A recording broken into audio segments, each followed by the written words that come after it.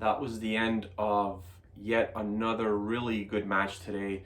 This group, the matches today from this group are probably the best out of any group that we've seen so far. And it only makes sense that it's the group of death. We expected to see something like this today. Germany, France, and then Portugal and Hungary.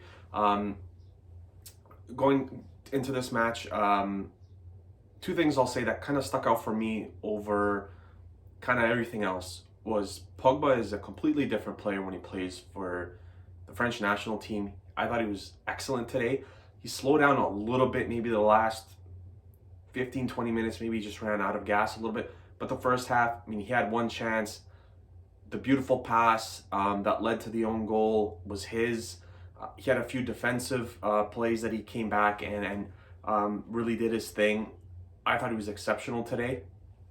And the other thing I'll say is the entire French team defends. Like everyone gets back. If it's Mbappe, if it's Benzema, which he's been doing a lot even with Real Madrid, if it's Griezmann, everyone kind of does their part and even more. And when they attack, it's almost the same thing. Apart from the center backs, it feels like everyone else is kind of going into attack mode and trying to score goals. Going to the own goal, I mean, it's really difficult to blame Hummels because if he doesn't get a foot on this ball, I think it was Mbappe was on the post. I mean, he gets a goal and it's in either way. But like I said, Pogba's ball was exceptional. Nothing really that Hummels can do in that situation. I don't blame him for it. The defensive setup I thought could have been a little bit better. Kimmich I thought was really nervous today. He picks up that yellow card and then he kind of kicks Hernandez. Although it's not.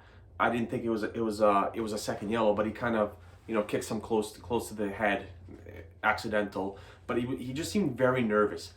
The one thing I don't like about this Germany team is they don't really have that center forward like they had before with Klose. There's just no goal scorer, so they're gonna need help from all the other positions, from the wing backs, from the wing players to put in goals.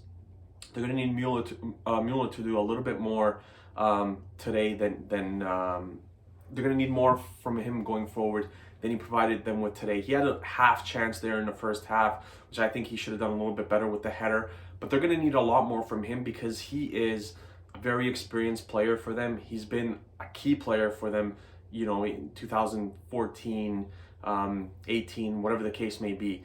So they're going to need a little bit more from him. Serge Gnabry had one good chance. I think he could have done a little bit better too, but he's kind of playing out of position too. So the lack of a center forward kind of scares me a little bit with this team. I'm eager to see what happens in their next match. Maybe they use Folin as the striker. He came on later on in the match.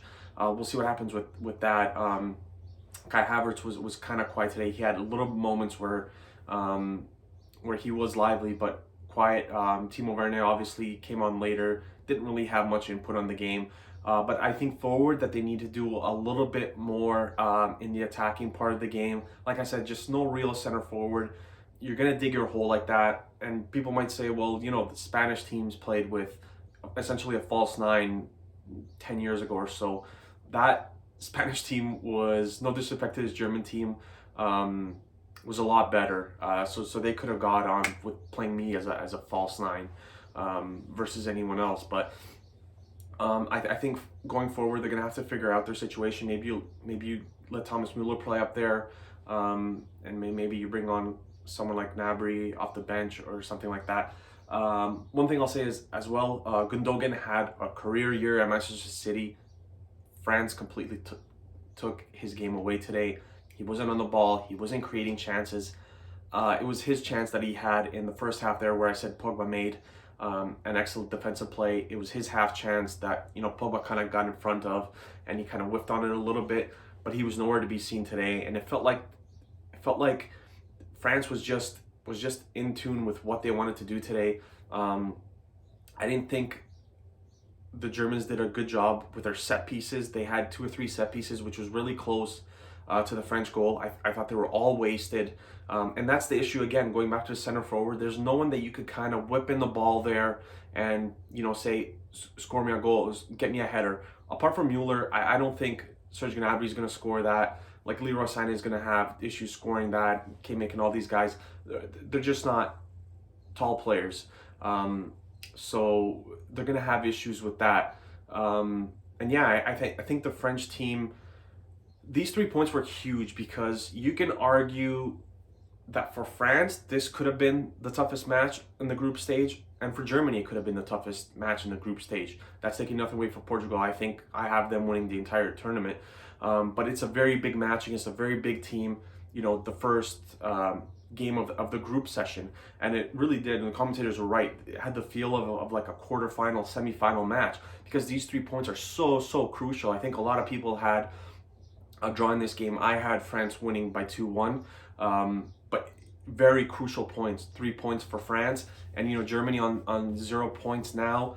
They're gonna have to get a draw at least against Portugal, so at least a draw, and then they're gonna have to beat Hungary if they have any chance of advancing. You would think even as a third seed.